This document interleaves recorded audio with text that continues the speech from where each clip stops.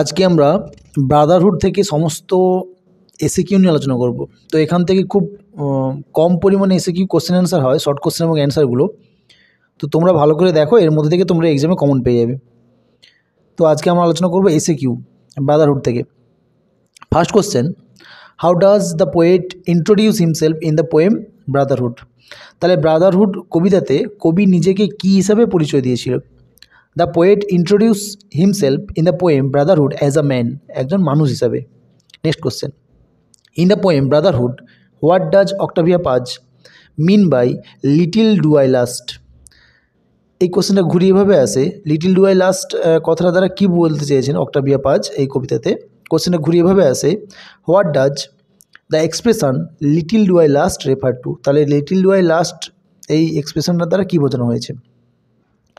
By the expression little do I last, Octavia Paz means that human life is transient. তাহলে এই little do I last এই এক্সপ্রেশনটার দ্বারা Octavia পাজ বোঝাতে চেয়েছেন যে মানুষের জীবন কী হয়, খুব ক্ষণস্থায়ী। Next question, how does the poet express the magnitude of the night in Brotherhood? কবি কীভাবে রাত্রির আকাশ প্রকাশ করেছেন? এই কোশ্চেনে ঘুরিয়ে ভেবে হয়, how is the night in Brotherhood?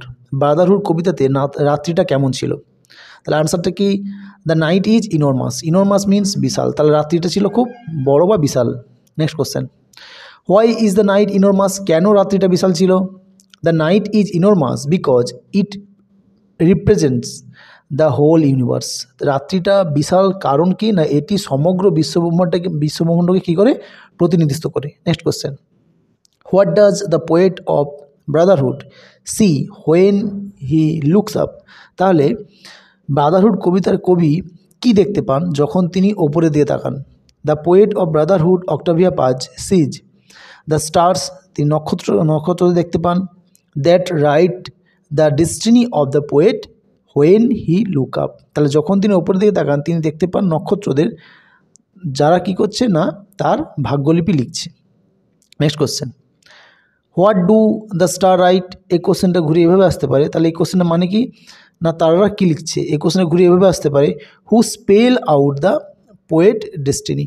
বা এই কোশ্চেনটা এভাবে আসতে পারে, who according to Octavio Paz write the destiny of the man? কে মানুষের ভাগ্য লেখে? তাহলে এই তিনটে কোশ্চেনের একটা উত্তর, the stars in the sky write the destiny of man. তাহলে আকাশের তারারা মানুষের ভাগ্যলিপি লেখে। Next question, what do the star control in the poem brotherhood? Brotherhood কবিতাতে নক্ষত্ররা কী নিয়ন্ত্রণ করে? The stars control the whole universe including man. তাহলে নক্ষত্ররা মানব জগৎ সহ সম্পূর্ণ বিশ্বব্রহ্মাণ্ডকে কী করে কন্ট্রোল করে। Next question, unknowing I understand, what does the poet understand? কবি কী বুঝতে পেরেছেন? The poet understand that he was predestined like the other things of the universe. তিনি এটা বুঝতে পেরেছিলেন যে তিনি হচ্ছে পূর্ব নির্ধারিত, এই বিশ্বব্রহ্মাণ্ডের অন্যান্য জিনিসের মতো তিনিও ছিল পূর্ব নির্ধারিত। Next question, what does the title Brotherhood suggest? তাহলে ব্রাদারহুড এই টাইটেলটা দ্বারা কী বোঝানো হয়েছে? The title Brotherhood suggest the relationship among every element in the whole universe.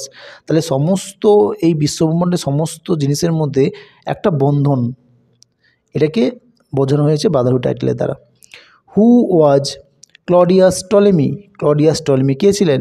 Claudius Ptolemy was an astronomer, একজন জ্যোতির্বিদ, অ্যান্ড ম্যাথমেটিশিয়ান, একজন গণিতজ্ঞ, হু লিভড ইন রোম, যে কিনা রোমে বাস করতেন, অ্যারাউন্ড 100 AD, প্রায় 100 খ্রিস্টাব্দের সময়ে। তাহলে এই যে এসএকিউগুলো ব্রাদারহুড থেকে খুব কম পরিমাণে এসএকিউ আছে এখানে, তো এগুলো তোমরা ভালো করে দেখে যেও, এর মধ্যে থেকে তোমরা সমস্ত এসএকিউ কমন পেয়ে যাবে তোমাদের পরীক্ষাতে। ওকে।